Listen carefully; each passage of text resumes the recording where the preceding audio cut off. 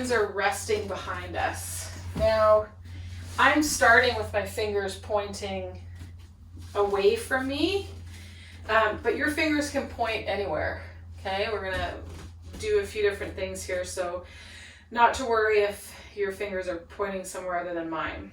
But what I want us to play with here is, again, kind of thinking of grabbing the floor with the pads of the fingers, especially the pinky and the ring finger. And you might notice that as you kind of try to grab the floor with the pinky and the ring finger, that brings your arms into some more external rotation. And if it doesn't, that's fine too.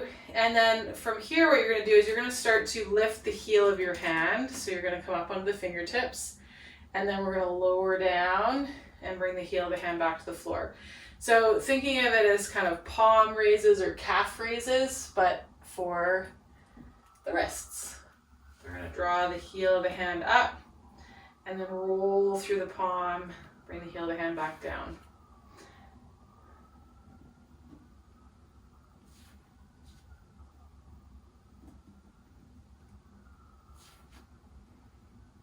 And now I was being totally honest that it doesn't matter where your fingers were pointing, because I want you to, if your fingers are pointed back, we're going to turn the fingers out. If your fingers are pointed somewhere else, point them somewhere else.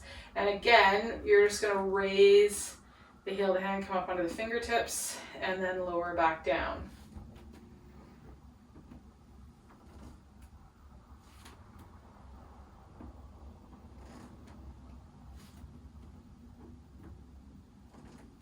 So if you wanted to put more load through your wrist here, you could sit up on something. So if I brought myself up onto a couple of blocks, then all of a sudden I'm going to have more weight pushed back into my wrists, right? So if you want to progress it and you want to have more load through the wrist, then that's a way to do it, is you just start to elevate the hips. So yeah, I can feel that already. Okay, then one more, switch the wrist position again. And again, one more time, just heel raising, or raising the heel of the palm of the hand, coming up onto the fingertips and rolling back on down.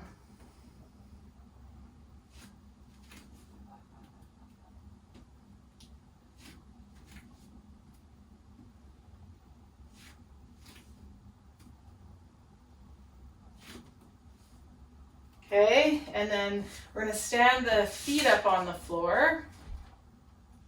And wherever you want to have those fingertips pointing, we're going to start to push the hands into the floor and lift the hips. So coming into a little bit of a reverse table. And then we're going to try pulling the hands towards the feet to bring the hips back down. And then pushing the feet into the ground, pushing the hands kind of behind us to lift the hips back up. Pulling with the arms to bring the hips back down. Pushing with the arms to lift the hips back up. We're going to do 2 more like that.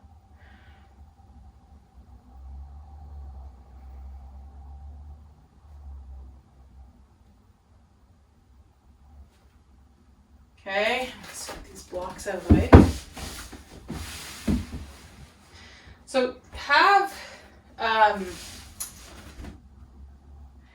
and a way that you could have less load into the wrists, or just changing it, is if you brought the hands up on 2 blocks, right?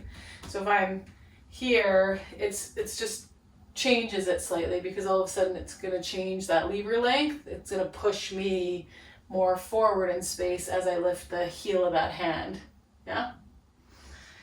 So it's not that one is better than the other, it just depends what the next thing is that you want to do. And what I thought we would play with is, we're going to use the blocks in our hands, okay? So they're going to come behind us, going to stand the feet up on the floor and we're going to lift the hips. So being on the blocks, this is a bit less load. We're at a gravity's pull. It's the same as if we had our hands on blocks in downward dog. It sends more weight into the legs, okay? But then what we're going to do is as I lower the hips, I'm going to lift the right block, and then I'm going to lift. And then I'm going to lower, and then I'm going to lift. So now I'm putting more load through that left arm, yeah? So draw the elbow in, pull the hips down, press back up. Bring that block, so now we've got both hands pressing, and then I'm going to transfer. I'm going to draw the elbow and the hips down, and then I'm going to press up. Then I'm going to draw down. This is some good eccentric work for the tricep. Press up. Then both blocks come down. I'm going to lower the hips. Press up. Draw the right elbow in. Up. In. Up. Switch one last time. So find both hands press. Lift the left. Draw it down. Press up. Draw it down, press up. Okay, sink the hips, release the blocks. Let's just reach forward for those feet. Take the palms towards the ceiling, wrists alongside us. Just kind of painting the floor with the backs of the hands. Forward fold, and painting the floor with the tops of the nails, backs of the hands. Reach for the feet, the ankles, the shins. Paint with the palm. One last time, back of the hands.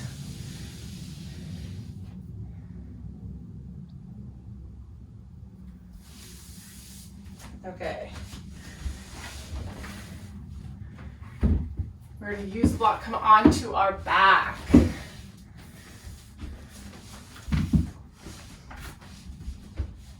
So we're going to place the block between the knees. So it can go between the thighs, between the knees, whichever orientation kind of feels better for you.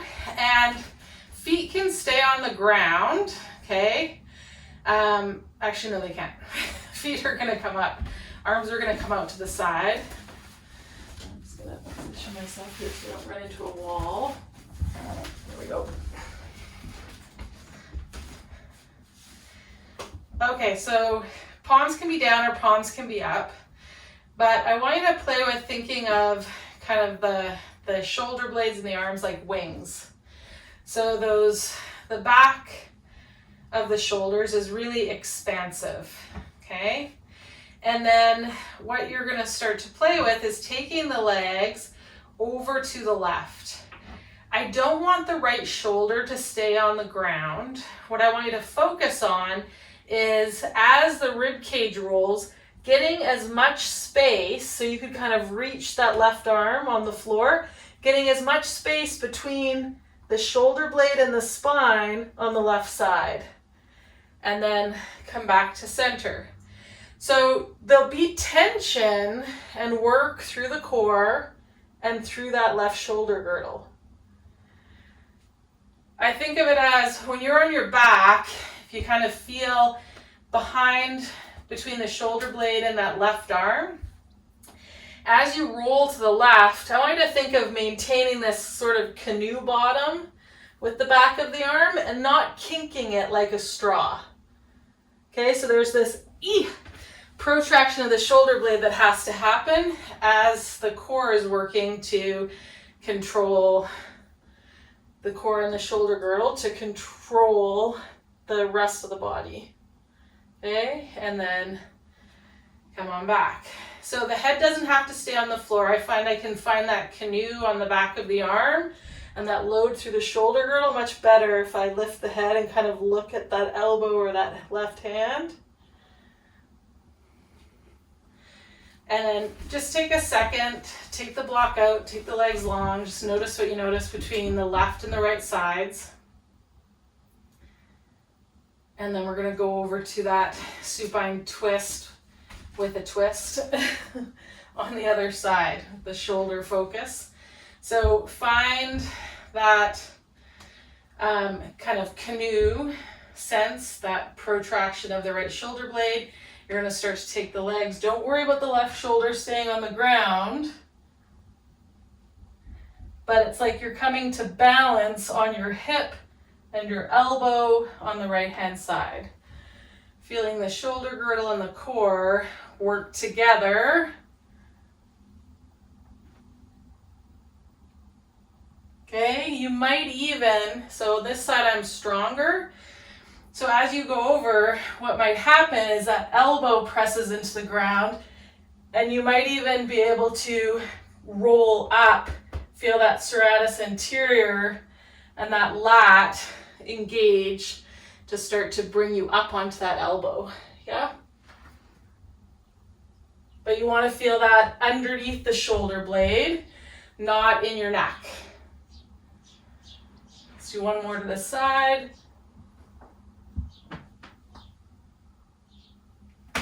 And then back down. Take the block out. Oh, it's good work. And just take a second to notice what you notice there.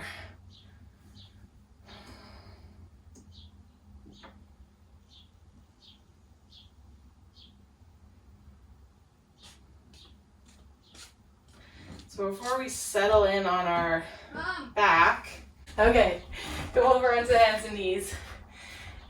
And let's just do another cycle of those circles, once in each direction, and just see how it feels having done some of the other work that we did today already. So let's elevate the shoulder blades, draw them back towards one another, down and forward, and change direction.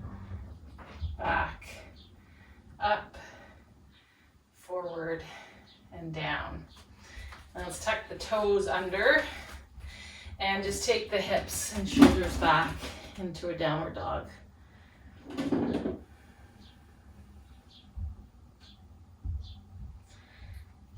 And I want you to shift your weight so it's in both your legs and in your right arm. Have your left arm become free, and it's going to reach back towards the right calf. Just bring you into a bit of a twist with the torso. Let's place that left hand back onto the floor. Find weight through both the legs and through that left arm. And let's take that right hand over towards the left calf or heel.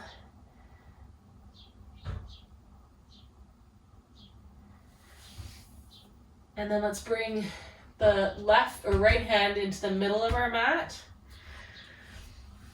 And the left hand crosses underneath, and just press yourself back with the arms crossed. And then switch so that the left hand comes to the middle and the right hand comes underneath. Push back. And then find traditional downward dog and press back. Bring the knees down just to hover. Take a second there to just feel how your body is transferring and navigating that load, and then release the knees down. Take the hips back. Stretch the arms out long.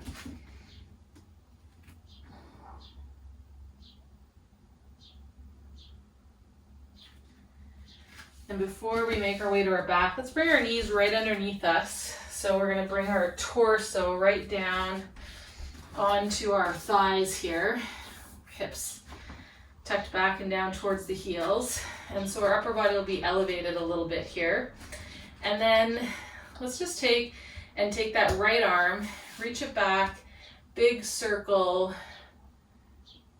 bring that hand forward. Ooh, mine went really forward. Okay, let's do the same with the left arm. So reach it back and forward, good. And let's do that one more time with the right. Isn't that interesting? I can't possibly imagine that my hand can go farther forward, but it does. Are you having that same experience? Yeah, isn't that cool? So just really kind of take in the shape of your spine and the sense of where the shoulder blades have been able to move on the back rib cage. Where your hand is on the floor.